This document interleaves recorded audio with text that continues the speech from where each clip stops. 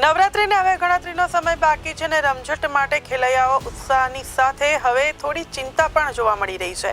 હવામાન વિભાગ અને જાણીતા હવામાન નિષ્ણાંત અંબાલાલ પટેલ દ્વારા નવરાત્રી દરમિયાન વરસાદ અંગેની આગાહી કરવામાં આવી છે, જેના કારણે આગામી 72 કલાકને લઈને વરસાદની આગાહી કરવામાં આવી છે।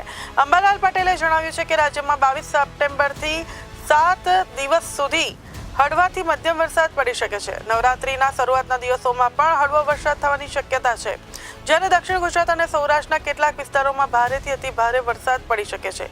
તો હવામાન વિભાગ અને અંબાલાલ પટેલના જણાવ્યા અનુસાર 29 સપ્ટેમ્બરથી 3 ઓક્ટોબર સુધી ગુજરાતના કેટલાક ભાગોમાં વરસાદ થવાની પણ શક્યતાઓ છે, જેમાં અમદાવાદ, ગાંધીનગરમાં ગાજવીજ સાથે હળવો વરસાદ વરસશે। સુરત, વલસાડ, નવસારી, ડાંગ સાથે વરસાદની આગાહી કરવામાં આવી છે। તો રાજકોટ, જૂનાગઢ, અમરેલીમાં અને સૌરાષ્ટ્રના કેટલાક વિસ્તારોમાં વરસાદ વરસશે। તો સાથે જ કચ્છના કેટલાક વિસ્તારોમાં પવન સાથે ઝાપટા પડી શકે છે, ત્યારે નવરાત્રીના વચ્ચે આ આગાહી ખેલૈયાઓ માટે ચિંતા બની શકે છે।